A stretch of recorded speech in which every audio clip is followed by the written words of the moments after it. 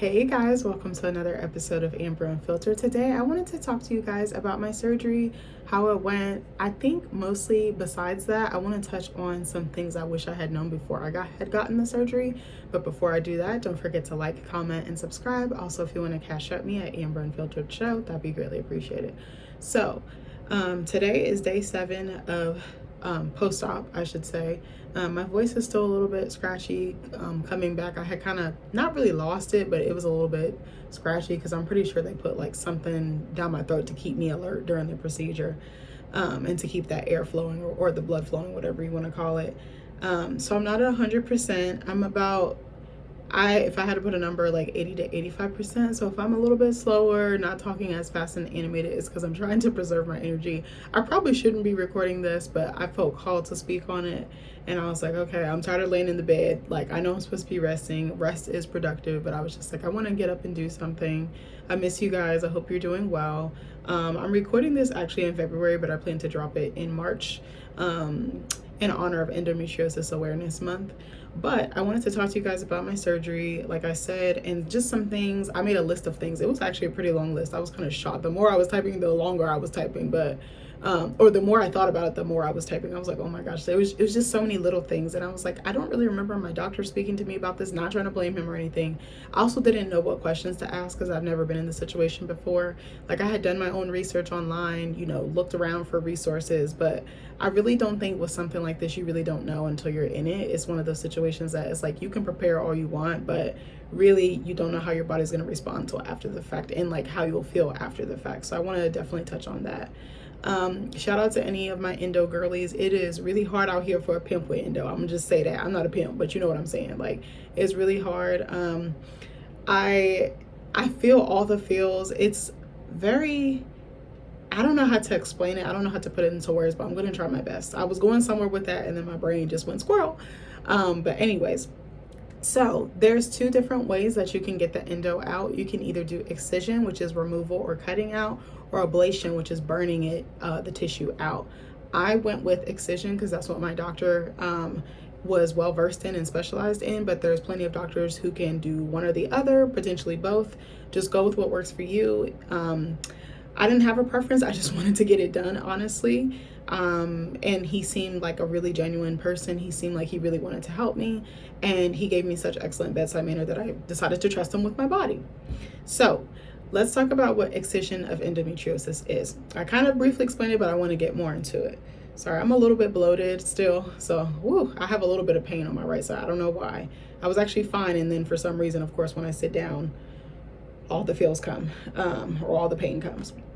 Okay, so excision of endometriosis is a specialized minimally invasive laparoscopic surgery that cuts out or excises rather than burns or ablates endometrial implants in scar tissue, offering superior long-term pain relief.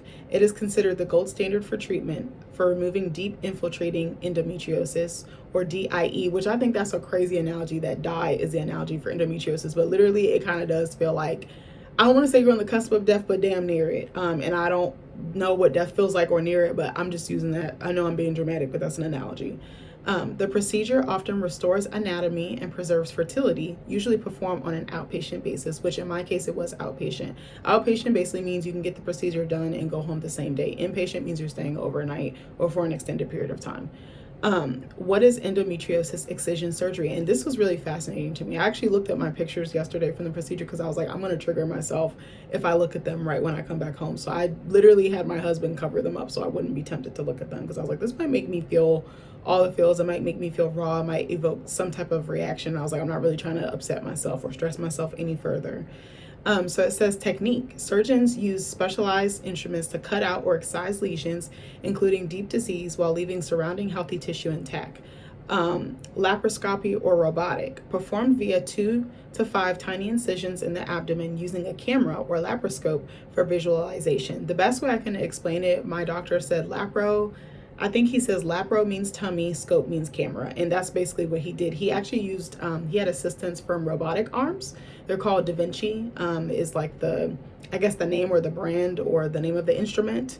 And it was kind of cool, but I was like, that's kind of weird that a robot was inside of my body. But anyway, I had 3 incisions. I had 2 on my lower abdomen, one on the left, one on the right, and then through my belly button. And I must say, this is probably really TMI. This video is gonna, I'm telling you all my business. I want people to know because I feel like I've been watching endo content, and either I feel like women, we tend to smile and we tend to make, I don't want to say light, but we don't want to scare or alarm someone. But I was like, I'm going to give you the real, because I haven't really seen, I feel like I've seen it more in post, but not like a full length video, like breaking down step by step. Like, but I looked at my belly button and I was like, oh my God, I've been looking at it throughout this whole process. It literally looks like a little crater. Like, it's so, I don't know how to describe it, but my husband was like, well, it's dried blood and it's basically healing and crusting over. And that basically what it is. But you know how a crater has like that deep indent? That's kind of what my belly button looks like. It's very crazy, but yes. And I just keep looking at it, and it has like a weird little pain behind it, like on the other side, but I can still feel it. But I definitely have been touching it because I've been curious, not like digging in there, but more like touching it just to see how it feels. I'm very curious about my body. I don't know if other people are like that. That's probably TMI, but I think you should look at your body. You should investigate it because you just never know. But like I said, my doctor did 3 incisions laparoscopically with the assistance of robotic arms. And then it says cold excision often uses minimal or no electricity to avoid damaging healthy tissue and allows the removed tissue to be sent for pathology testing. Benefits: superior to ablation or fulguration. I don't know what fulguration is. I want to look that up. What is fulguration? I've never heard of that. Oh, what is fulguration of endometriosis? It's a minimally invasive laparoscopic surgical technique that uses heat, electricity, or cautery, which is cauterizing, like burning something off, or laser energy to burn and destroy endometrial tissue growing outside the uterus. Oh, I don't think I knew that this was a technique as well. I forgot where I was at. Oh yeah, superior to ablation or fulguration in treating deep infiltrating endometriosis, reducing recurrence rates. So it says, what happens when endometriosis is removed? And I also should have prefaced the video, I'm not a doctor, I'm not licensed, I'm just reading offline, but I also went through it, so I feel like I have some skin in the game, even though I'm not licensed, but I did go through this actual procedure. So what happens when endo is removed? Pain relief. Most patients experience significant long-term improvement in pelvic pain, dysmenorrhea, which is painful periods, and pain with intercourse. Improved fertility. Removing scar tissue and implants can improve chances of conception. Recovery. As a minimally invasive procedure, patients can often return home the same day, with return to normal activity occurring over a few weeks. Pathology. Unlike laser, excised tissue can be analyzed by a pathologist, providing a definitive formal diagnosis. I don't believe that my doctor did pathology, but I could be wrong. I don't remember him saying that, but there's a lot of stuff that was being thrown at me information-wise. But he pretty much diagnosed me post-op, like when I came to, like during the recovery process, like when I woke up, and he told me I had stage 1. He said it was mild, but I said, baby, it don't feel mild. Like, this bitch does not feel mild. It feels like stage 4. Like, I would say, and I feel like this is a bad way, but I feel like this is the only way I can describe it. Endometriosis is very aggressive. It almost is a cancer that it's like a cancer of the body. I don't know how to explain it because it spreads throughout, and it's so aggressive in how it shows up and how it affects the body. That's the way that I wanted to describe it. So it says, how invasive is endometriosis surgery? Minimal invasiveness. Most procedures are performed laparoscopically, which is less invasive than open surgery, resulting in faster recovery and fewer complications. Rare procedures. While rare, some advanced cases might require a more invasive laparotomy, which is a larger abdominal incision. I didn't know that. Or if necessary for severe adenomyosis, which is a cousin of endo, basically, a hysterectomy, which I think is a removal of your uterus or a part of your anatomy down there. And potential side effects. While generally safe, risks include pain, shoulder or chest pain, bloating, constipation, or rarely damage to nearby organs like your bladder or your bowel. Excision is best performed by specialists who have completed a fellowship in minimally invasive gynecologic surgery. So I was going to say gynecological, and I was like, that's not what it says, or MIGS. Like I said, I specifically sought out someone who specialized in endometriosis because I was like, I want someone who's well-versed, who knows what they're doing, who's not going to give me the runaround, because I definitely feel like I got that from my first OBGYN, and I had been going to them for a few years. So I had like some type of rapport. I didn't go a lot, but I had gone there enough to where I had some established patient history. But do what works best for you. But my recommendation would be to look up endometriosis OBGYN or endometriosis specialist or endometriosis doctor or consultant or clinician, something to that effect, or provider. And make sure they're covered by your insurance. That's another thing, because this stuff is very expensive to take care of. I'll be 100% completely transparent with you. I looked at the bill that I got from the hospital and I was astounded at what a difference it made with my husband's insurance versus without. Without insurance, it was $60K. $60,000 to remove something that is taking over my life. And I almost like started to cancel the procedure because I started having anxiety. I was like, how am I going to pay for this? I was just like, I'm going to give it to God. I'm just going to pray. I'm going to do what I can. And I'm going to figure it out. I was like, no, me, I'm very good at figuring stuff out. Like, I can get myself out of anything. And I was like, I'm good at saving bread. I'm good at paying off my debts. I'm good at, when I get some extra money or some, side money, I'm quick to throw it at whatever I need to catch up on. But also saving. I'm very good at saving too. But with insurance, it was $3,500. Actually, I think it was like $3,700 and it came down. But I actually had to do a pre-op questionnaire over the phone. It was like an interview. I was like, I didn't know that they did this for surgery. Just asking you about your medical history, your family background, your physical health. Like, have you been sick or exposed to anyone that's sick, and different things like that, like medicines and stuff. And the lady over the phone actually told me I could apply for financial aid or financial assistance, but you have to provide a lot of documentation. Like, I have to provide pay stubs from my most recent job, pay stubs from my husband's job, income verification, like basically a letter saying, hey, this person worked here from this period to this period. If you have any further questions, let me know. And it comes on like an official letterhead from the company that you work for, basically proving that you were a legitimate employee.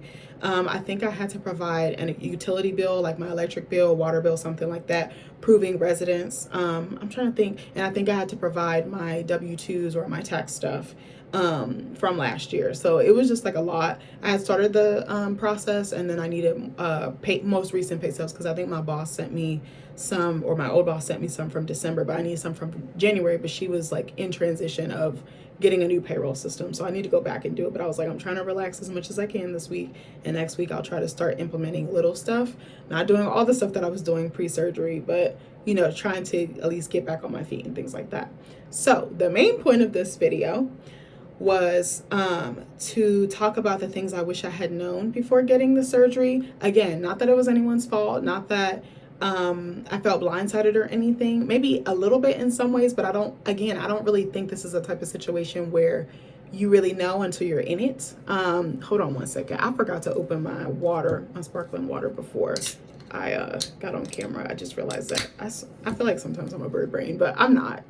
I remember my husband called me that one time, and I was so mad at him because he got mad because I was looking at some food that was walking by our table when we were out to eat. Because, bro, we were waiting for like 30-40 minutes for our food, and I was like, damn, bitch, I'm hungry. But that made me so hot. I had to stop talking to him at the table. I swear, I'm a terrible wife. Hold on one second. This peach pear LaCroix is so fucking good, by the way. I don't really like pear as a flavor, but peach and pear for some reason go really well together. So I have a list that I want to run by you guys. So it's about 14 bullet points long, and I'm probably going to feed in just some feedback or my critique or thoughts as I go throughout. Number one, girl, how fast yet how slow the prep goes. It feels like everything is in slow motion, but like fast at the same time. I don't know how to explain it. It almost felt like it was happening to someone else, like almost out of body, but not really.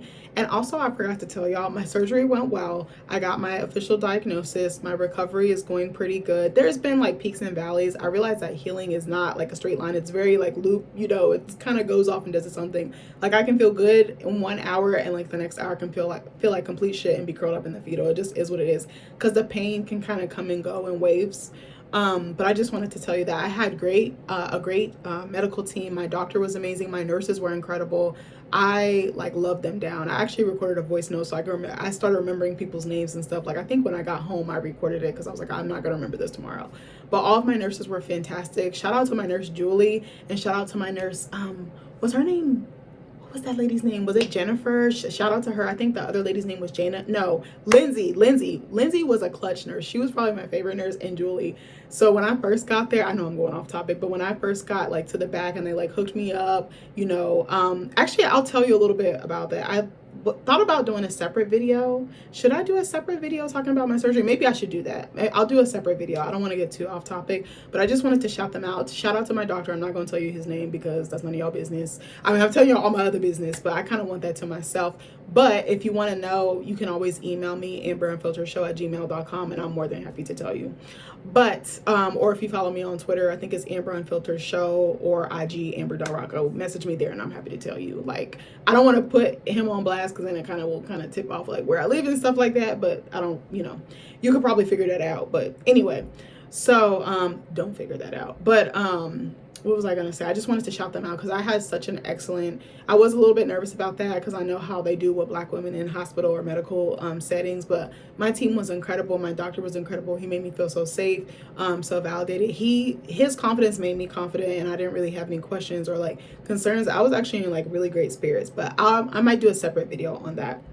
So let's get back to it. But yeah, like I remember from the time I woke up at 6 that morning and we got to the hospital about 7:45 or so, 7:50.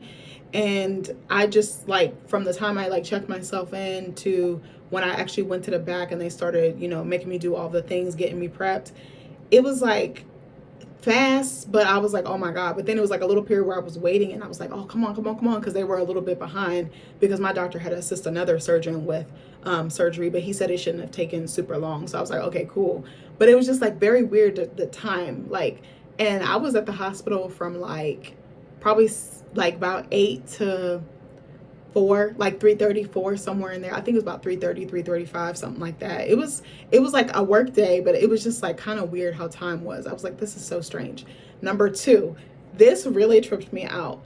The concept of trusting a complete stranger or like a team of complete strangers with your body and letting them operate on your body, and you don't have any personal connection to them, you don't have a tie to them, you barely even had a conversation with them. I was like, that actually blew my fucking mind. When I think of surgery, I just immediately think the word surgery has like such a negative connotation, but I was like, surgery to me is healing. Surgery to me is stepping up and doing something about a problem instead of letting it persist, instead of letting it evolve or exacerbate itself. You know what I'm saying? Like an illness or a condition.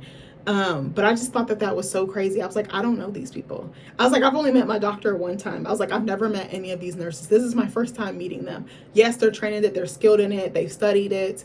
But I was like, they're specialized in it. But I was like, this is kind of crazy if you really think about it. I was like, this is like the ultimate act of surrender. And I was like, I hate that. I was like, I'm a controlling ass bitch. Like, I'm learning to calm down. But I was like, that is so crazy.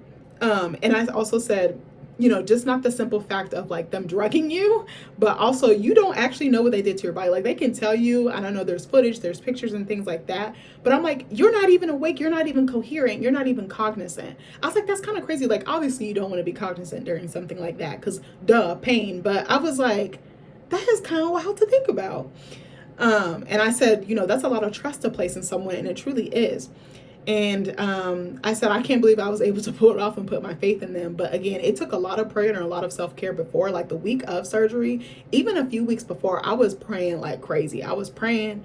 I was like just speaking kindly to myself, speaking kindly over my body, speaking kindly over the surgery, and just like manifesting all will be well on all fronts, So number 3, this one was kind of interesting.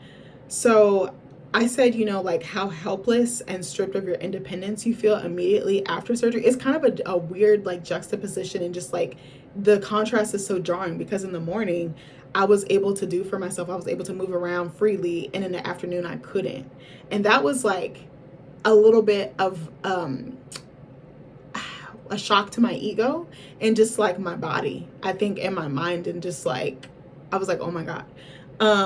But I had such a wonderful support system like throughout this whole entire process. Like shout out to my nurse Julie. I told you I love me Julie. Julie and Lindsay had me so weak, but especially Lindsay. But Julie was excellent. I was like, I can't believe people do this every day for a living. Like I've always respected nurses. I've always respected medical assistants, nurse practitioners, physician assistants. But I really think, not to take away from doctors and practitioners, I really think nurses and MAs are the unsung heroes. Like the shit that they do, I was like, I could not do this. I was like, the physical toll it takes, the emotional toll, the spiritual, mental, like I was like, this is a lot.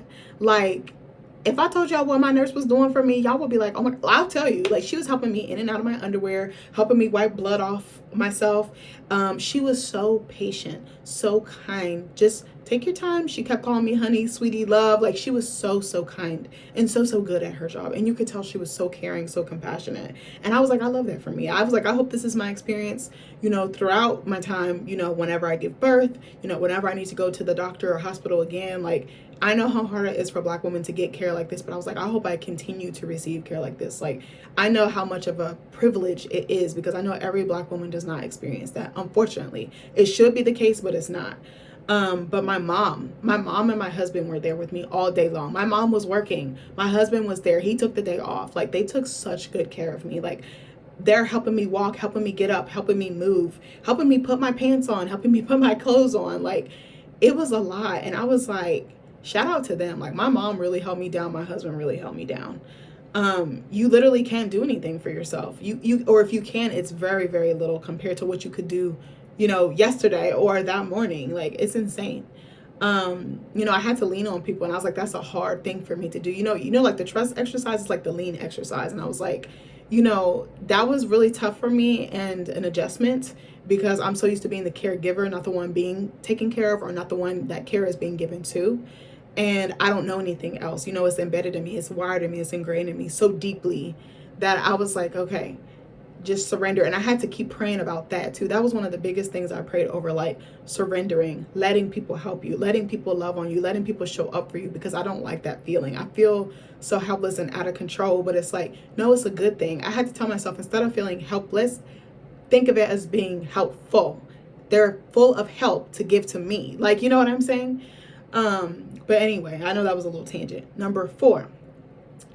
I wrote, like, you know, I was trying to say I talked about, but I wrote down how even though one part of your body is operated on, your entire body feels the effects of the surgery. I don't care what anyone says.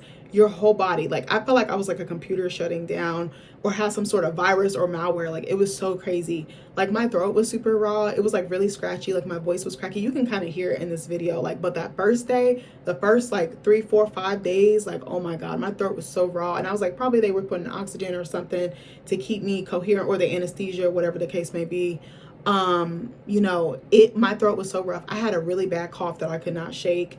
And it was like a deep cough. And like, where I got operated on was my lower abdomen. So, you know, you're coughing, you're using those muscles in your abdomen. I was like, oh my God, like, it hurt so bad. It hurt to laugh, it hurt to cough, it hurt to sneeze, bitch, it hurt to shit, it hurt to fart. Like, I was so mad at my husband because he kept making me laugh, because I think he wanted to cheer me up. But I'm like, bro, stop making me laugh. I can't. Like, I was like trying to withhold a laugh. And if you know me, I'm a hyena. Like, when I really find something funny, I'm like doing all that. Like, that's me. Like, when I really tickled by something, like, you can hear my scream like down the street. Like, that's just me. So you know, I also had a really bad headache and like really bad congestion in my head, and like my entire body just felt very run down. Like, I was like, my body just went through the ringer. Like, I had to give myself grace. And I'd say about 3 or 4 or 5 days, really by about day 6 was when I started feeling back to somewhat of myself, back to normal-ish, you know. But it's a lot. Number 5. This one broke my heart, but I wanted to be real with y'all. And again, this isn't to bash anybody. This is just the real shit, and I want to tell y'all, because I feel like too many people be sugarcoating shit, and I'm not the one or the two. You do get very emotional, because, like I said, your autonomy or your independence is taken away from you for a little bit. You're deprived of it. It's not that anyone means harm. They're trying to help you heal from this disease, this illness, this condition. But I remember, like, within, I think it was like day 2 or day 3, I actually cried. Like, there was it was so sad. I'm laughing, but it was so sad. I laugh when I'm nervous. But I remember, I forgot what happened. I think the first 2 or 3 days I took bird baths, because I was not confident getting in the shower, because I was so scared I was going to fall or slip. And our tub can be very slippery. It's old too. Sometimes I'll be feeling like I'm about to fall through the fucking roof of the basement. Like, I'll be like, oh, or through the floor, the ceiling, whatever you want to call it. Because that tub is old and rickety. Like, we actually talked about redoing our bathroom, but I'm like, bitch, with what money? I was like, well, when I go back to working full time, maybe we could talk about it. Because I would love to redo our bathroom. It's so old, and it's just, it needs some TLC. And I was like, you know, if we're going to be having a baby, I'm not comfortable putting my baby in that tub. But anyway, what I was going to say was, I think I had my husband in the bathroom with me. And to add to this, not that it took a toll on our marriage or anything, but I really was thinking about my vows that I took, and just like, this is the unsexy, this is the unglamorous, this is the not so pretty parts of marriage that people don't think about and don't talk about when they take vows. They just focus on the wedding and, the being in love and all the, just the joy and excitement about planning the big day and things like that. But marriage is really hard. It is really, really hard. Like, one of my friends, one of my old friends asked me how married life was. I hadn't talked to her in a while. I had commented on like a story or something she posted, and then we started going back and forth on DM over Instagram, and she was like, how's marriage? And I literally said to her, I said, it's wonderful, it's fun, and it's hard, because it is. And sometimes it can force you to confront things that you're running away from. But anyways, it was interesting. I think I was reminded of how much of a good man my husband was, and two, that I picked a good husband for myself. And I was like, I love that for me. Like, there's just little instances or examples or scenarios where something will happen. I'm like, he handled that so well. He took care of me so well. Like, he's such a provider. And I was like, I love that for me, but I also love that for my future kids. But anyway, say all that to say, we were in the bathroom getting ready to do a bird bath. And I think I was like using the bathroom before. And I think I was like getting myself ready to start, getting my soap and getting myself together. Because I could like do the top half, but something I wanted to tell you guys: when you get this surgery, or if you're thinking about getting this surgery, or you have it planned in the future or ahead of time, you can when you bathe, you cannot bathe your stomach. You can't bathe like your chest or your stomach or your abdomen, because you don't want to infect the wounds or anything like that. They're healing. And another thing too, they use Steri-Strips, which are kind of like Band-Aids, but they're a little bit more durable and they stick to your skin better. And they help with like wound care, but also they use skin glue, which I had no idea. It's basically glue that helps keep the skin together to keep it from getting infected and things like that. So you have to be very, very careful. I had never heard of skin glue before, because again, I've never had surgery on my body like that. I think I had like an oral surgery when I was younger. I had some teeth pulled before I had braces, but I think that's totally different from, I would kind of almost liken it to like a wisdom teeth extraction, but this is a completely different beast. But what was I about to say? But you can't bathe. Like, you have to basically pat the area dry with just water. You can't have any soap. You can't have any body wash or anything like that. So I just wanted to add that. And then two, you can't really bend over because your abdomen, the repetitive motion. So I could only bathe my legs, technically, give myself a light patting with just water for my stomach. And then my husband had to do my legs. And we actually put a stool in the bathroom, which I'm so glad we did. That actually helped. And I had one in my bedroom too, by my my nightstand, so I could have like my phone, my charger, stuff I could just easily reach. And that's another thing I want to tell y'all: put stuff within reach. You don't think about it until you can't reach it. But so I was getting ready to do the bird bath, and I remember I was using the bathroom, and I could tell that a part of me felt a little guilty, because I was like, I feel like I'm asking my husband for too much. And I think that's another reason why I don't like asking people for help, because I'm like, I do have a lot of demands, and I do have high expectations. And I think I can be high maintenance in the sense of I probably sometimes ask for too many things at once instead of pacing it out. But I think it's anxiety, and it's just like, oh, well, I need this, and oh, I might need this, and so just grab it all at once.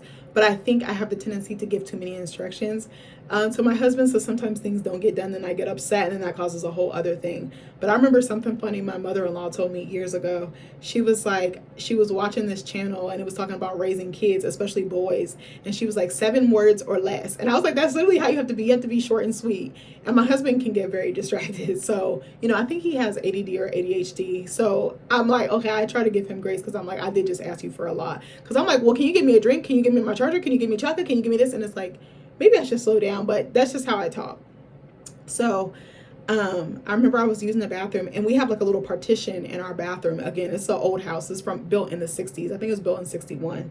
So we had our partition, and I just remember feeling bad and feeling guilty. So I stopped asking him for stuff, and I was struggling, but I was just like, I'd rather struggle than burden you. I think I felt like I was a burden. I was being an inconvenience. And he was a little crabby with me all day. But I did stop to think. I was like, this is probably a lot for him, because he's physically taking care of me, but also emotionally he's trying to provide me support. And then he really hasn't had much time for himself. And I was like, this is probably a lot. He hasn't been in a caregiving role like this in our marriage. Like, yes, he's held me down. He's given me care. He's provided for me. Not to say that he hasn't, but like, surgery is so intimate.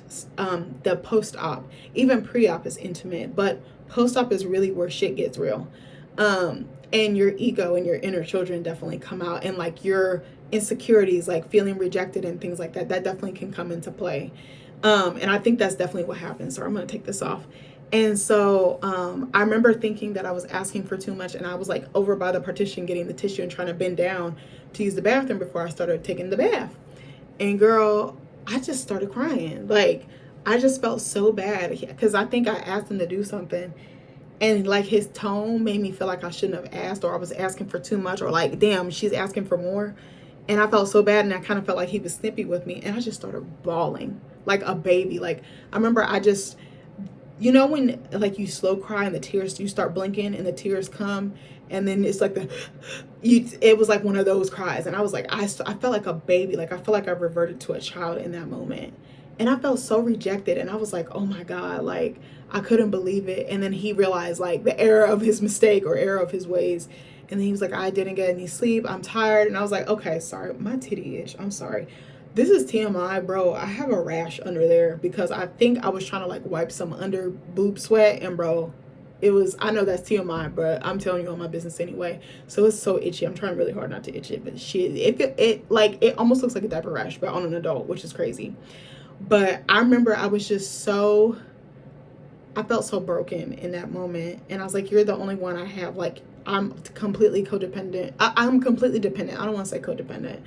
Because to an extent you are dependent on your spouse when you're married, but it was a different type of dependence, and it was very uncomfortable for me, and I think it was uncomfortable for both of us. And I had to realize he's human, he's tired, he's allowed to be tired. This is a lot for one person. Yes, we had help, yes, we had our village behind us, but ultimately he's the one that's going to be primarily taking care of me, and that was pretty hard. So then he apologized, and we made up and everything, but I still felt a little bit hurt, but we got past it. But you know, it was just like a toll emotionally and physically for both of us. Not being able to walk was really, really hard. You know, and you, like I said, you just feel so vulnerable. You feel so vulnerable post-surgery. I don't care what surgery it is, any surgery, whether, even if it's minor, even if it's minimally invasive, it's still surgery. It's still someone going in your body. It's still someone poking around in there, you know, doing things to your body, putting foreign objects in your body, putting foreign substances in your body. It's a whole thing. But anyway, let me get to my next point. Like, and you basically need help doing everything. Little things like, you know, bathing, brushing your teeth, putting lotion on your body, eating not so much, preparing food, anything you might want, like entertainment. Can you get my Kindle? Can you pass me the remote? Can you pass me my phone? Just little things, you know, help getting up. For the first couple of days, I needed help getting up. I couldn't really walk by myself. And I was like, this is crazy. Things you never thought you would need help doing. I needed help putting on my underwear, putting on my pants. I couldn't even bend down to put on my pajama pants. You know, sitting up, getting up, walking. It was just a lot for both of us, but we were fine, you know, by like a few days in. Number 6, how much you have to fucking pee, bitch? I said, why didn't nobody fucking tell me? I'll put this in all caps in my notes. I was like, bitch, I already have a weak bladder. I always have to go to the bathroom. I said, baby, the amount of times I had to pee was insane. On the way home, we got done at the hospital about 3:35, 3:45. Remember, my mom and the nurse put me in a wheelchair. They wheeled me to the car. Nick had ran to go get the car. And my mom and the nurse helped me get out the chair. I hugged my mom, gave her a kiss on the cheek. And Nick drove us home. We're only 45, 50 minutes roughly from the hospital. Bro, we stopped 3 times. It took us like an extra hour and a half to get home. It was so bad. I felt like my bladder was about to burst. Like, it was like a balloon and someone had a pin. And they were like, you know, like, it was so insane. I was like, oh my God, like, it was bad. I thought about it. I was like, okay, there's so much fluid through the IV, whatever other things they're putting in your body. Then your mouth is so raw from the tube and everything else that they're putting in your throat. I drank so much fucking water. I was like, oh my God, I kept having to pee so bad. I actually had to pee before we left the hospital, like as they were wheeling me down, but I didn't want to stop because I was like, that's going to take 15, 20 minutes. I just wanted to get home. And I was like, I've been able to hold my bladder before, which is not a good thing because that can cause your muscles and things like that to kind of atrophy, or maybe not atrophy, but you know, like kind of weakened a little bit. I guess atrophy would be the best word. But girl, I had to pee so much. Like literally I was like, okay, I can do this. I was like, I've done this before, but this type of bladder, this type of having to go to the bathroom was different. I literally felt like my bladder was like a cup and it had a hole or some type of leak, and it was just pouring out like a leaky faucet. I was like, oh my God. I remember the first stop like 10 or 15 minutes. Bro, where did we stop at? Was it Chick-fil-A? I think the first stop was a nice Chick-fil-A. Bro, and Nick had to come in the bathroom with me. And I was like, I know they were thinking like, oh my God. And he came in the women's bathroom with me. And we were both like, oh my God, we hope nobody comes in. And then we were like, maybe we should buy something so it doesn't look suspicious. We didn't. We were like, we already ate. We got food at the house. We were going to get food because my mother-in-law was bringing us food. And shout out to her and my mom because they was really coming through with the clutch. Actually, both my moms, my bio mom and my adopted mom and Nick's mom, like they really came through with the clutch. My bio mom sent an edible arrangement, a big ass basket to our house, and we fucked that thing up. We cleared like the first back half of that basket, like easy in like 10 minutes. We was napping. Next thing you know, we woke up and that basket was there. And the next thing you know, the basket was damn near gone. Nick's mom brought food like for 2 or 3 days. Like the first couple of days she brought food. She made this bomb ass loaded potato soup. I was like, God damn. And he was like, oh, I've been eating this since I was a kid. And I was like, Ninja, you never told me about it. I was like, I need a recipe stat. Miss Cindy, shout out to you. And then she brought us some pork tenderloin, mashed potatoes, and like rosemary olive oil bread. That shit was so fire. With béarnaise sauce at that.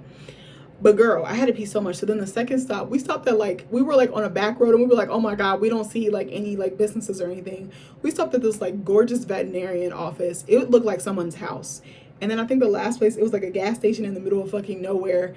And the bathroom was outside. So you had to like go inside, get a key, and then go out. It was like almost like an outhouse. I was like, girl, that bathroom was so fucking small. Like you open the door, you can barely wiggle your way in. I was like, oh my God, like it was so bad. I kept having to pee. Like every time I would try to sleep or lay down, had to go to the bathroom. I was like, oh my God, like the first couple of hours when I got home was just me peeing. I was like, what? And I was also trying to, and it's weird because like you're expunging all that hydration and everything that's in your body, but then you have to keep drinking because my throat was so dry and it was like on fire. I was like, oh my God. So it's like you're getting rid of the liquid only to put more in. It's just like a nonstop. I was like, oh my God.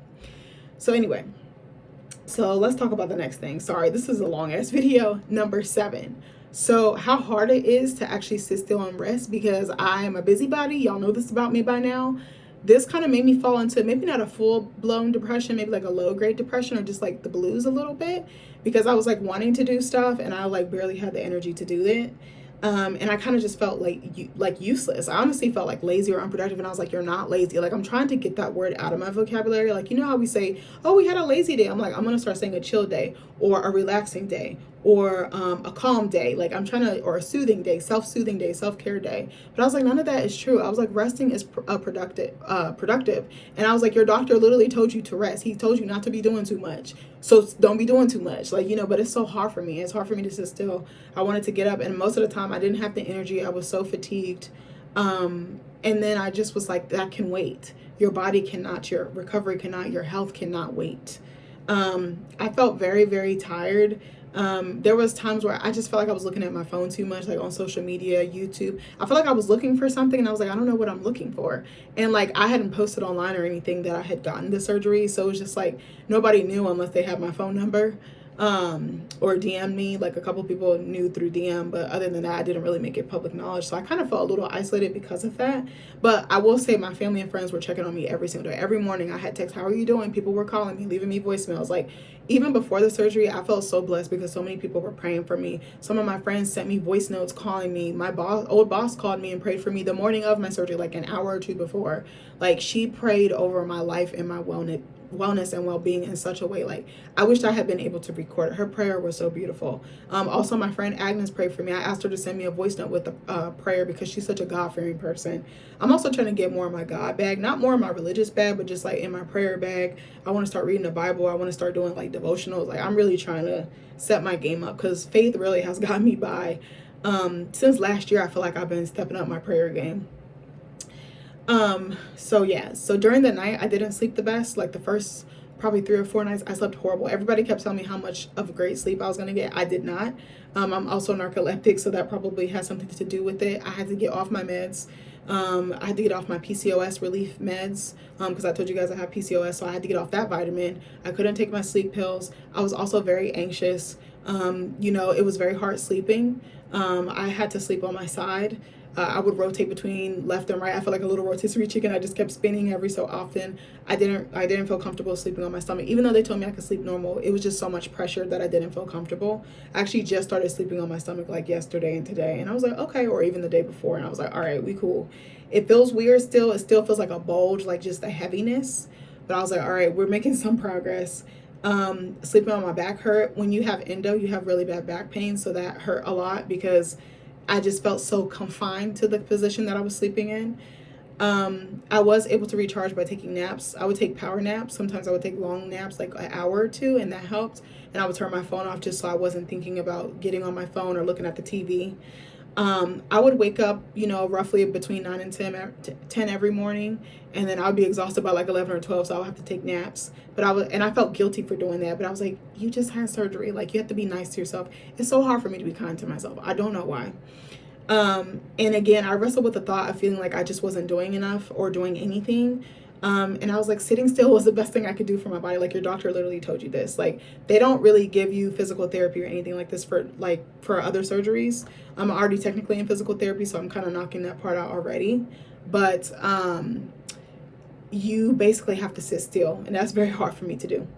Number 8, do not, in your black ass mind or your white ass mind or your mixed mind, whatever mind you have, do not, I repeat, do not look at pictures from your surgery right away.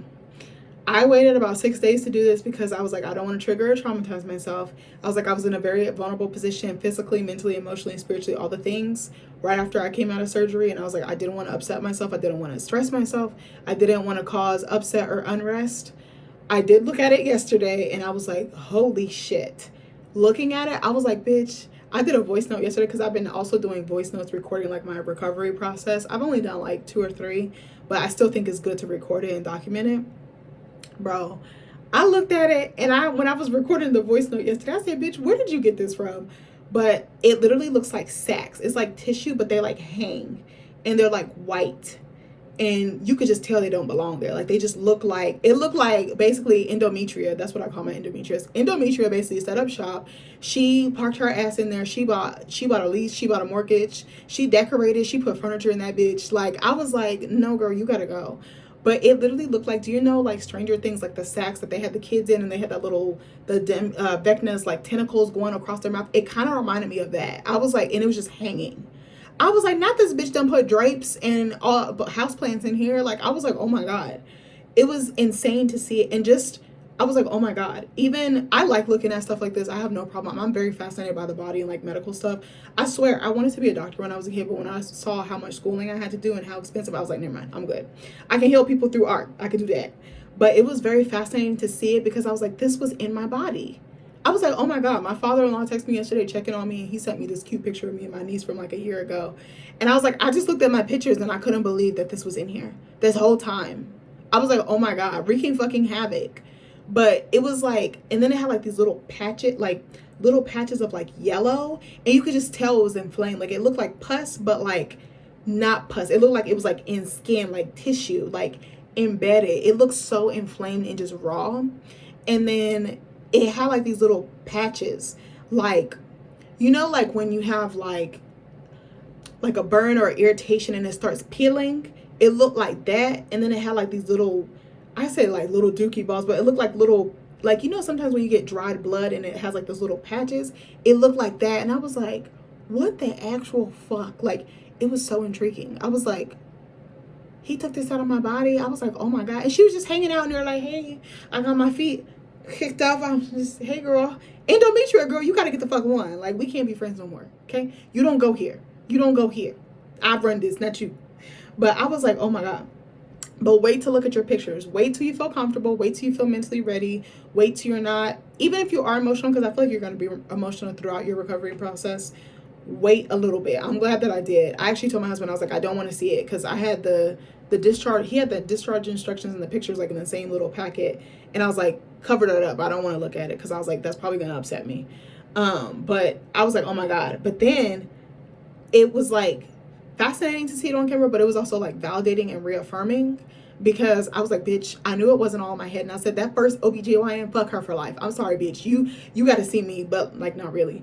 But I was like, this, like, can you imagine if I just listened to what she said? So many women do this. We get a diagnosis, or we're told, oh no, it's not, your pain's not real, you're just making it up. Oh, it's this, get birth control, do this. Or it's not that bad, it's only one disease, not two, not three. Like, oh, like, we're not that fucking creative to make up our pain. And it's another woman doing this to me, a white woman at that, which there's some history with that. But I was just like, or historical implications with that. But I was just like, can you imagine if I listened to her and I didn't trust my body, and I didn't trust my intuition, and I didn't trust my gut? Like, where would I be? How would endometriosis have taken over my life? How would she have evolved? How would the problem have exacerbated or worsened? Like, I'm so glad I trusted myself. Listen to your body, listen to your voice, listen to your gut, listen to your instinct. Your body will tell you. Even though it can't talk, it can talk. Okay? Listen to it. I cannot stress that enough. But I was like, this bitch, I wanted to go back to the office and be like, so this is the same shit you said wasn't in my body, bitch? Yeah, that's what the fuck I thought, ho. Like, I really wanted to, but I was like, I'm not going to. I was like, I'm probably just not going to go to that practice again. But I was like, can you imagine if I, like, didn't have the balls or the gall or wherewithal to go look for another doctor and to trust myself? Like, girl, like, I was like, oh my God. Or if I didn't get a second opinion, like, what could that do for me trying for a baby? What could that do for my health overall? My quality of life? Like, these doctors be having me fucked up. I don't think all doctors are bad. I think there's some excellent doctors. Like I said, my new doctor, the second one, A for effort. Like, I love that man down. I was like, yeah, I feel like he probably gonna be delivering my babies. Like, I just see that for me. But I was like, yikes. Like, oh my God, it's a whole ass horror movie. All right, number 9. How sore it actually is, but also how uncomfortable. And what I mean by that is, like, the pain is very difficult to put into words. Like, the best way I can describe it, which is so fucking crazy, it literally feels like there's a bowling ball in my fucking stomach. Like, because it's so heavy and it weighs your abdomen and, like, your body down. Like, and it just feels like something's bulging or sticking out. Like, I literally, the first 4 or 5 days, even now, I'm holding my stomach right now, like, right under the camera. Like, when I was walking, I was holding my stomach, almost like I was pregnant. Like, I felt like I was pregnant. I was like, oh my God. I was like, bitch, if I can't breathe and move around with this, how am I going to do this with a baby? Like, I was like, oh my God. But it was so heavy. And, or it felt like it was just going to fall out or drop out. Like, it felt like cement or like golf balls, just something bogging me down. Like, you know, like when they pour cement or pour concrete, whatever the phrase is, like, it felt like that in my body. I was like, oh my God, because the bloating and the gas. And I had to look it up. I was on ChatGPT for everything, which is so bad. But I was like, is this normal? I was like, bitch, I didn't know I was going to feel like this. Like, I felt so heavy. And I kept looking at my stomach. I kept thinking my stomach was out to here. No, girl, my stomach, I have endo belly and PCOS belly, which basically is like a little food paw, like a little fanny pack a little bit. It's like bloated, like it's just like a little gut hanging out, like a little kangaroo pouch. It's not super big, but big enough. I kept thinking my stomach was out to here. I just kept looking at it. I was like, my stomach not that big, but it's like your mind is tricking you. When I had to keep peeing and we kept having to stop on the way home, my husband was like, your brain is sending signals to your body that you have to pee more than you really do. And it kind of applies to this situation. I was like, I think my stomach or my abdomen is more big and more, I don't want to say wounded, but that's the only word I can think of, than it actually is. I was like, but I had to look it up. I was like, it's the anesthesia and it's the gas. So for this procedure, basically they put you under, they blow up your abdomen with CO2, and then they make some incisions and they put the robotic arms in, and then the robotic arms are, I think, being operated by your doctor, and they cut the tissue out. But I was like, yeah, there's a foreign body. And it's like, it takes a long time for the gas to come out. I was like, oh shit. But I was literally walking over my hand with my stomach. I felt like, what's that ninja's name? Yosemite Sam from Looney Tunes. You know how he would walk with the chaps and he would kind of, I was like literally sidestepping like a crab. I was walking sideways. I literally was walking diagonal like this. I was like, girl, what? And my husband was like, you sure you don't need to go to the doctor? I'm like, no. He's like, you sure you don't need to call your doctor? I'm like, no. Bitch, this is how I'm walking. Because I tried to walk straight and I was like, I can't. I had to walk at an angle because I was like, bitch, it hurts. Like, oh my God. Like, I was like, I can't. I was very fucking bloated. I took Gas-X every day. I got the peppermint kind of tablet.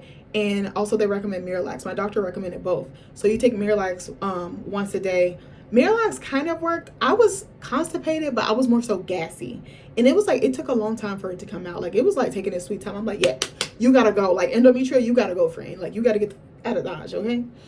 But it was a lot. I'm like still bloated to this day, but not as much. And also something else, watch what you eat, because certain foods can trigger you to be more bloated. Like I'll be flat, like it'll be like my stomach is flat or like deflated like a hot air balloon or a balloon, and then I'll eat and I was like, hold up. Like one day I had fettuccine alfredo. I probably shouldn't have been eating it because alfredo is very oily, but I was really craving it, and I was like, okay, I'm not gonna do a red sauce, I'm not gonna do pizza, but I was like, I can do alfredo because I wanted pesto, but pesto is really bad because the garlic. Because another thing is you can, my doctor basically said within the first few days, he was like, eat light, girl. I would mean like I was with my portions, but I was like, the dishes I was eating were kind of heavy, like more comfort foods, but I was still adhering to what he said. Like you can't eat salad because salad like has the fiber and stuff and makes you shit. I couldn't eat any vegetables like broccoli and stuff like that, like, the greens and stuff like that. I had to eat soups, broths, things like that. But he did tell me I could have pasta. But I looked it up. I was like, okay, I can't have pesto because the garlic and all the stuff in that. I was like, I can't have red sauce because tomatoes are too acidic. I was like, I don't want to piss off my friend endometrius. So I was like, all right, I can compromise with Alfredo. I did garlic knots, but I didn't use the marinara. So I was like, okay, there's some wins. And I made sure I portion control. But girl, when I ate that fettuccine, my stomach was like, bowling ball, 2 bowling balls, 3 bowling balls. I said, now they feel like the whole row of bowling balls at the bowling alley, bitch. I was like, no. And something else I did, I would do little walks around the house because they said that helps move the gas around. I would do little walks. I would time myself. I would set a timer for 5 minutes. At first I didn't, and then I would set a timer and I would just walk around my house. Just the first, and we only have 1 floor in the basement. So I was like, thank God we don't got like 5 levels because I would have really been in a world of trouble or a world of hurt.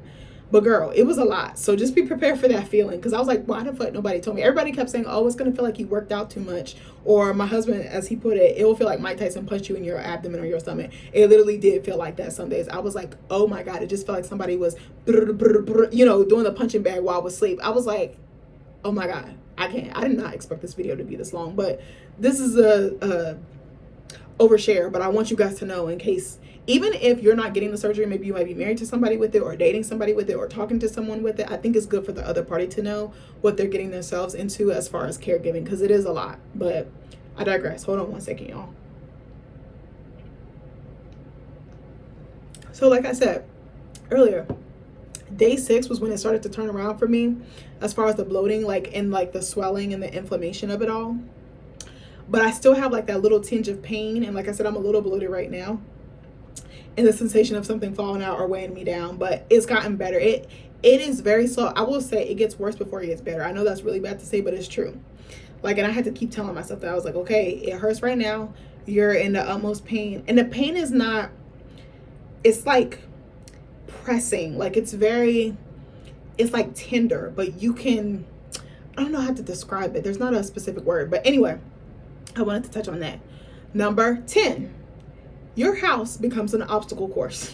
And what I mean by that is it was very odd trying to make my way through the house in general. But also, like I said, my doctor, my nurses, my mom, and even my husband suggested taking short walks around the house. And I have read this before I got the surgery to help move the gas around, like I said. Like, I was like, it still trips me out that anesthesia and CO2 were pumped into my body. And I was like, yeah, okay, sign me up. Like, I was like, and now my body has to figure out a way to release it, to expunge it. But I was literally using the walls of my house and like things like my couch, my coffee table, racks and different things in my house, doorknobs to help. Like when I was walking, I would like have to grab stuff, almost like, like those little sticks where you can grab stuff, but it was like that with my hands. Like in our house, I don't know if you can see it in the back, the walls have like this trim on it, and it's almost like a shelf, but not.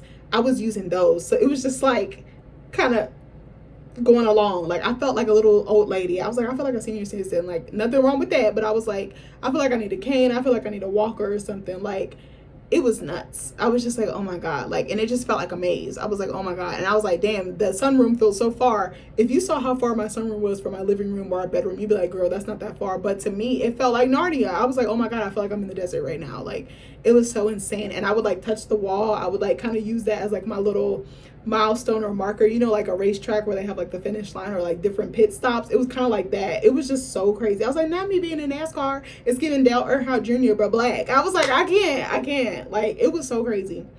But yeah. So what else was I saying?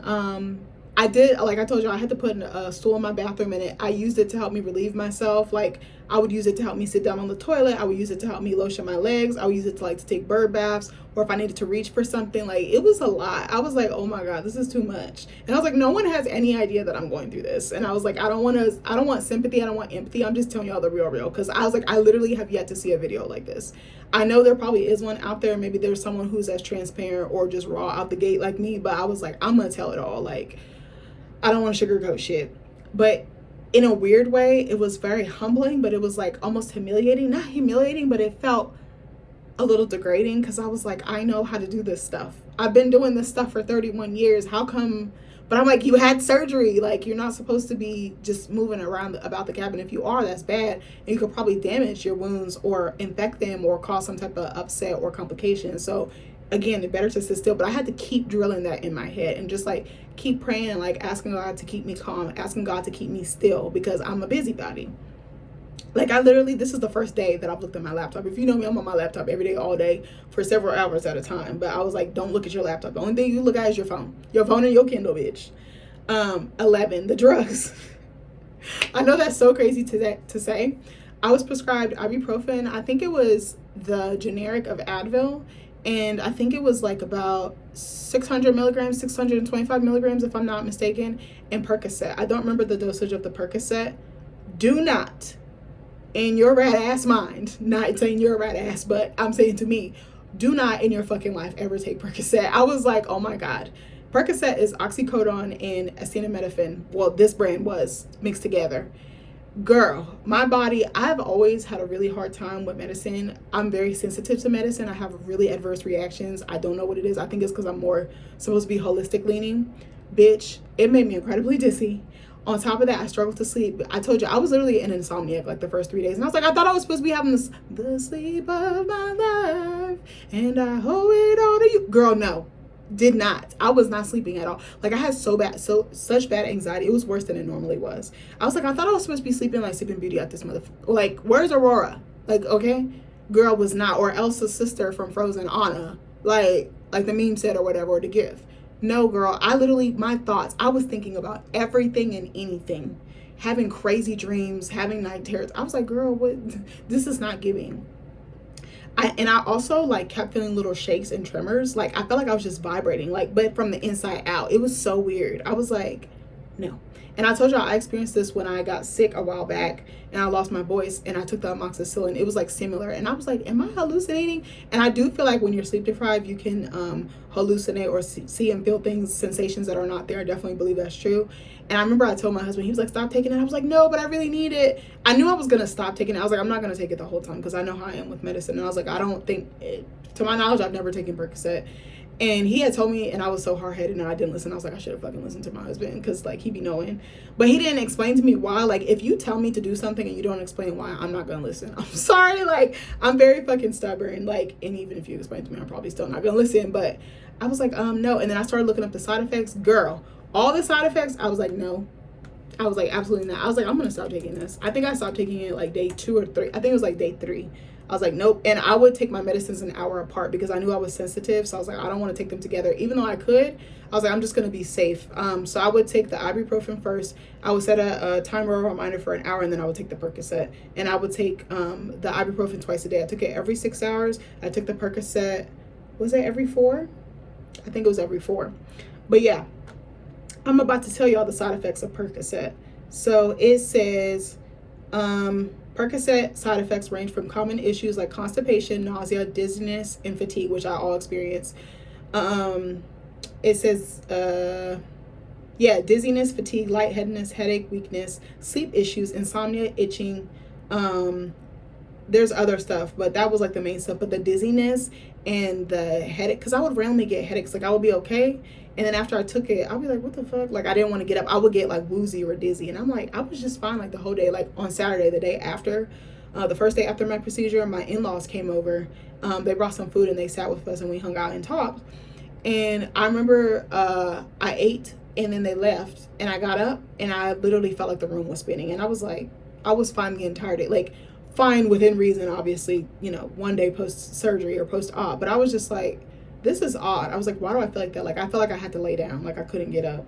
And I was like, I've never felt like this before. So I stopped taking it. I was like, I'm not taking it. If you feel like you really need it, do what you need to do, but monitor your body. Because I was like, I can't. And I reached out to one of my friends. Well, one of my friends reached out and was checking on me. And I told her, and she was like, I had like basically similar reactions. Like, I didn't take it. One of my other friends told me her son had some type of injury. He's like an athlete.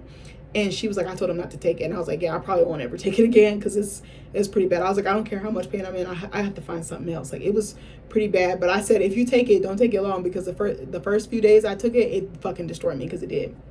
Number 12. I said this earlier, but I'm going to say it again. Recovery or healing is not linear. Like, I would literally make progress and sort of revert backwards. Like I said, like, I would be fine sometimes in the mornings or the afternoon, and then at like early or late afternoon, early evening, I would just like the gas would come back, the bloating, the heavy feeling, and like sometimes soreness, like little pockets of soreness on my abdomen. Like, it was very weird. Sometimes I would feel pain in my belly button, hadn't touched it, hadn't looked at it, or even thought about it. And I would just experience random pain. So you have to be very gracious with yourself. And when you feel that, ask for help. I struggled at first to do that, but then I was like, I need help. Like, I can't do it alone. Because it was like I could start to do stuff by myself, and then I would be like, revert backwards, and I'd be like, I need help. I need you to get this for me. I need you to help me up. I need you to help me walk. And that's okay. It's supposed to be like that.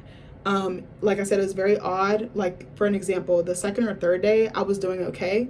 And then the bloating, the cramps, and I was also bleeding. It was almost like I had my period or endometrium. I was like, okay, girl, since you didn't give me a heads up, I'm gonna say bye-bye, but I'm gonna scratch it. I'm gonna drag it out. I was like, oh girl, oh hey, like I don't want to see you. But I was bleeding a lot, and I was very fatigued. And like the next few days, I really didn't have that much energy. It was weird. Like, I would wake up and then want to go back to sleep, like, because I really wasn't sleeping that well at night. And then the nights that I slept a little bit better than normal, the same thing, like just fatigued. And sometimes like Nick would go out to go get food and stuff like that. I would just get winded all of a sudden, and I would just take a little nap. I'll just shut my eyes, not really a deep sleep, but just light enough to just, and I would like turn the light off, just kind of sit in the dark, and just like the stimulation and the lights and everything. I was just like, I'm just gonna just chill. And that actually kind of helped me, just sitting in a dark room, just sitting there with my dog, or sitting there alone. Like, it kind of just helped me recalibrate, because it was like, maybe there's too much going on.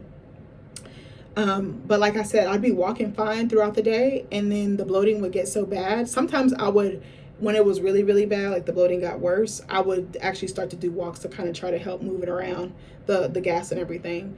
I literally sometimes would be brought up in the fetal position, and I could like barely walk, like without holding on to something or someone. Like, I felt like I was just about to collapse. But yeah, walking was just odd. Like, I was definitely waddling like the penguin, like Oswald Cobb from The Penguin, or walking to the side, like I said, like a little crab.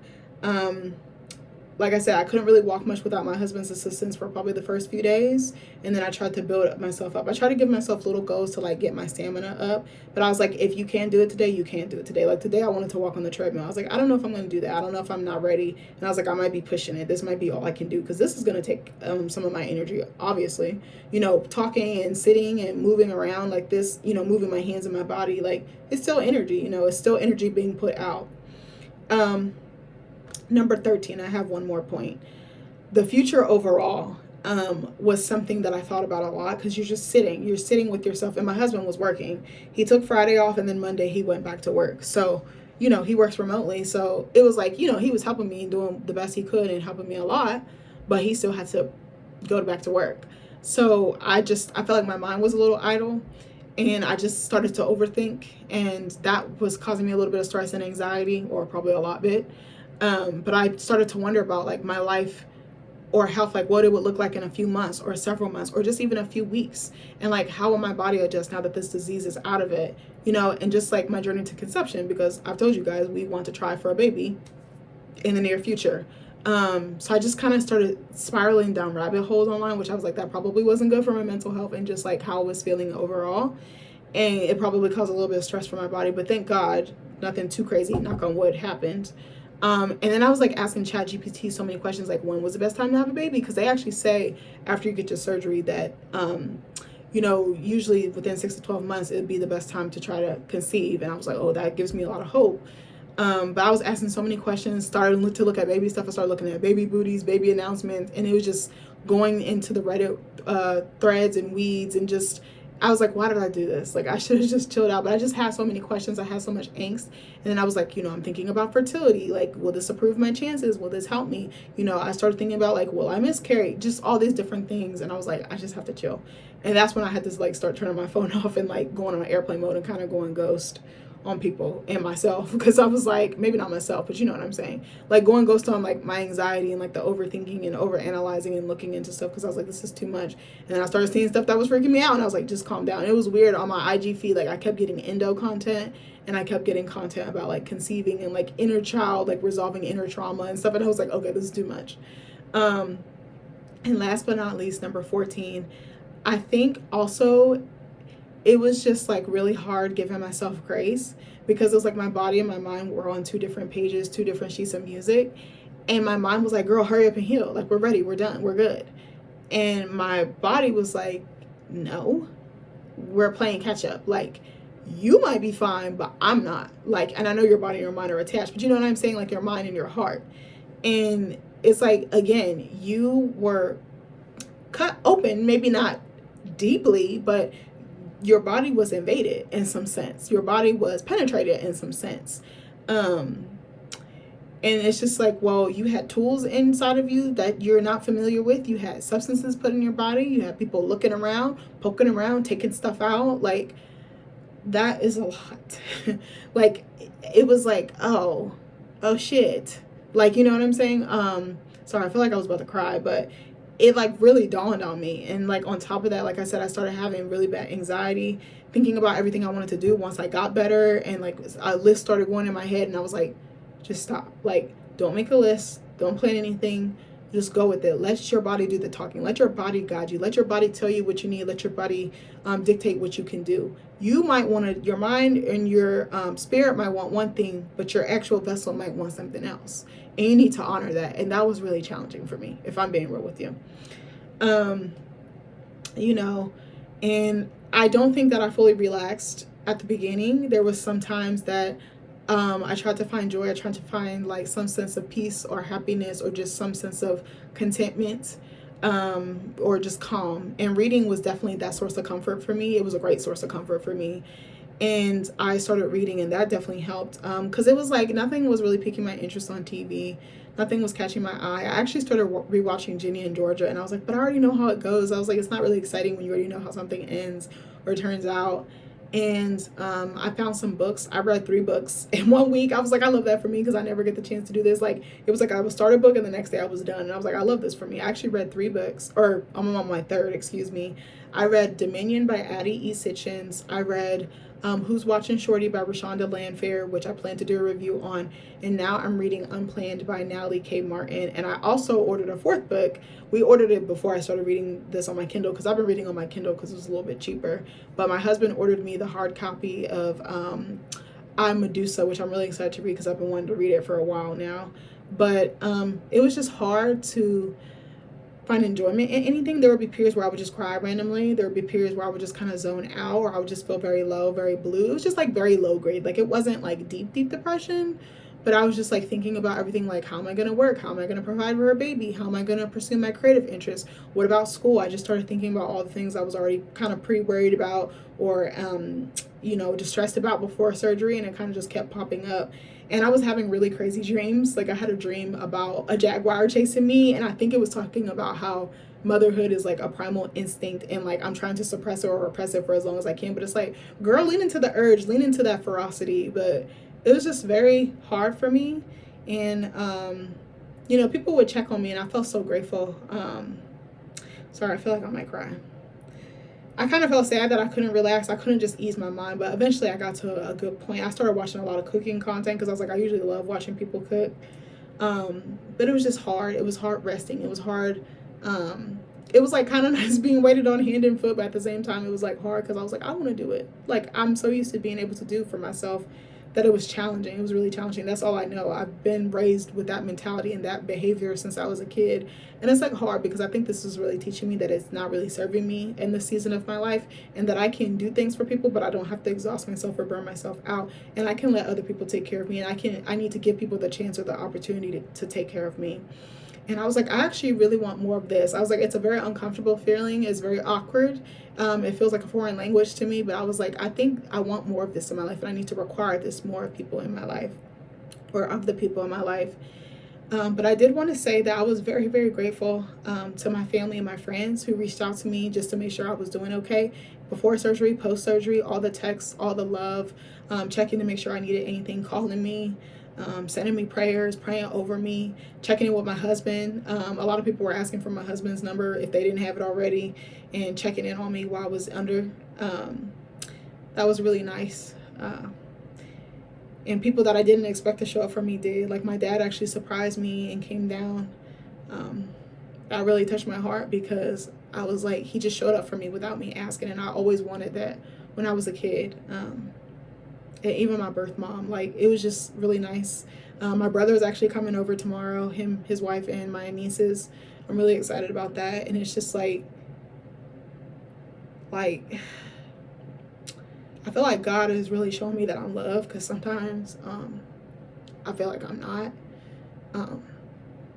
Sometimes I think that I'm not worthy or I'm not deserving. So it was just like really nice to know that I mattered to people, and that people wanted the best for me and made my life easy at a time that was scary, that was anxiety inducing, that required me to give up total control. And it felt like God was working through the people in my life, and he was working through me. And it was very refreshing, and it was very rewarding. But anyway, you know, and I was just grateful for all the well wishes, all the food. Girl, we was fucking that food up. Just the acts of kindness, people sending stuff to my house, you know, checking on me, really checking on me, not just the passive aggressive, you know, not the, I don't want to say passive aggressive, not the passive, like in passing, you know, like, hey, how's you doing? Like, really, how are you doing? Because this is a lot. My mom told me I was brave. She was like, you're brave for doing this. And I was like, I don't feel like it, but okay. But I was like, it is, because I actually am doing something about it, and I'm trying to make my womb safe for me, but my child too, my children, you know, and it was nice. People that I don't have maybe the closest relationships with were showing up for me in ways that I didn't expect. And that was really rewarding, and it felt very validating. And it gave me hope, because I was like, maybe we can repair these bonds or strengthen these bonds. My village truly showed up and showed out for me. Like I have no complaints, literally. Like everything was seamless. Really, the hardest part was recovering, honestly. Like I was so appreciative, and all of my family showed up, and all my family surrounded me, prayed for me, covered me, loved on me, supported me. And I was like, this is kind of tight. I felt so seen, so spoiled, so loved, so honored. But if you had told me I would be getting surgery at 31 years old, like within 3 or 4 years of my marriage, I would have looked at you like you were crazy. Like I said, I always attributed surgery to, like, you know, there's rare instances where children and teenagers and things like that and really young people can have surgery. But I think I always attributed it to like aging and elderly, or our elders, you know. I always thought it was that, like, oh, someone needs knee replacement or hip replacement. Like I always thought it was something like that. Like maybe you let your health issue fester and then it grew into something else. But I was like, no, things can happen. Things can pop up out of nowhere, out of the blue, unexpectedly. And endometriosis was one of them. But I would not have believed you. I would have looked at you like you had two heads. Like you was Medusa out this bitch. Like, and it's just like interesting. And it was just a testament that I have really good people in my life. Down to my husband, down to my parents, down to my siblings, down to my extended family, my aunts, my uncles, my cousins, down to my in-laws, all of them. Like, it was just so nice. But I think one of the final points I want to leave you with is that even though excision of endo is considered a minimally invasive surgery or minor surgery, on paper, I actually think it's a bigger deal, and I think it's much more than minimal. I actually think it's very major. It's a lot to manage and heal from post-op. And it's just like the concept of, it's kind of crazy to me that you have to open a woman up to see the thing that she's telling you she's experiencing. Like that's the realistically the only way, the viable way to say, I can give you a diagnosis, I can confirm this is wreaking havoc on your body, on your immune system, or on your reproductive system. Like, that's kind of crazy to me. I'm like wishing that there was more, like more blood tests, more that it could be captured on a sonogram or ultrasound. Like, I wish there was more ways to diagnose it and to treat it without it automatically going to surgery. Surgery and medicine, it just seems so drastic. Like, it seems like two opposite ends of the spectrum. And I'm like, I hope there's being more development. I hope there's more research. I hope there's more funding. I would love to donate to Endo Black. It's a endometriosis organization run by Black women who have endo and help women who have endo. I'm actually doing a reading at my old job in March, and I plan to do a fundraiser for that. But if you guys can, please donate to them. Like, the work that they're doing is so important. I'll drop a link in the comments below and pin it. But I really want to donate and like be an advocate for it. I'm planning some stuff, like I told you guys in another video, but I'm feeling called to say more. Like, I think I'm going to post some stuff on my socials and like really get myself out there and put myself out there. I told God, I was like, please use me as a vessel. Like, I'm feeling more comfortable with it. I've sat with it more. I've accepted it more. I'm working through it. I know I'm a work in progress and it's going to be a lifelong journey, but I'm really happy. Like, I'm happy in a sense of I'm getting on top of my health because I neglected it for so long and neglected my body for so long. But I'm like, damn, it really did take a chronic illness to do this. But I was like, I see the light at the end of the tunnel. Like, I know I'm going to be able to conceive. I know I'm going to have a healthy pregnancy. I know I'm going to have a pregnancy that sticks. And I wish that for all my endo girlies, because I think a lot of us, the thing that we tend to want the most is to be a mother. And this is like a huge barrier to entry and a huge blockage for that. But it is possible. I actually found out somebody close to me has it and I had no idea, and they had a higher stage than I did. And that's another thing I want to point out before I get into that. The stages don't dictate the level of pain. That's another thing. You can have stage 1 and it can feel like an aggressive cancer. You can have stage 4 and have no symptoms. That's actually the case with the person that I found out that I'm close to or is in my orbit with her. And I was like, I had no idea. Like, and even what was crazy, my nurse had endo, her sister has it, and the person that was recovering next to me post-op had it, and she had just gotten her endo taken out as well. So it's a very prevalent disease. They say it's 1 in 10 women. I think it's more than that. I totally think it's more than that. But it's very under-researched and very underfunded. But I forgot what I was about to say. I was about to say something about, dang, I forgot what I was going to say. But anyway, but yeah, like I said, I did a lot of prayer. I did a lot of like inner work. I did a lot of like just keeping myself grounded, self-care, watching movies, doing stuff to soothe myself. I cleaned my whole house. Me and my husband cleaned the whole house before because we knew we weren't going to be able to do much. But the clean house helped me clear my mind in some ways. It helped me feel calm. It helped me feel safe. I got something to eat that I really liked for dinner. It wasn't healthy, but it was something I really liked. I just kept myself very calm. That's all I could really do, because I was like, I just have to surrender. I have to trust. I have to trust in the universe. I have to trust in God. I have to trust in my doctor. I have to trust in his team. I have to trust in my nurses. I have to trust in my family. I have to trust in my husband. And more importantly, I have to trust in myself. And trust in yourself. If something doesn't feel right, go to another doctor. Go to 20 doctors. I know it's a lot, but it's worth it on the back end. But yeah. I just kept thinking, like, you know, why didn't I know these things? And I was like, how come nobody talks about this or really goes into deep detail? And me, you know, I'm very unfiltered. The channel is called Amber Unfiltered. But, you know, I don't think it's anybody's fault. I just didn't know what I didn't know until I was in the situation. But I hope that this video truly helps somebody. I hope that if you have endometriosis, that your symptoms calm down. It is manageable. It is treatable. I know it's not curable, but you can have a good quality of life with endometriosis. I am progress of this, or proof of this. I'm a work in progress. It's not going to be pretty. Healing, again, is not in a straight line. It's very non-linear. You can have good days. You can have bad days. You can have in-between days. But just keep fighting and keep advocating for yourself, and get the surgery if you feel like it's something you really need to do. If you feel like it's taking over your life and you need extra support, it is not a bad thing to get surgery. I know there's a lot of fear behind it, but if you have a great doctor and you have a great team behind you and you have God behind you and a good support system, you literally can't lose, my friend. But anyways, to all my endo girlies, I see you. I believe you. I know it's hard. It's difficult. It's a lot. Emotionally, physically, spiritually, all the things. You feel all the feels. But we're going to be all right, like Kendrick Lamar said. I love you guys, and I'll see you in the next video. Bye.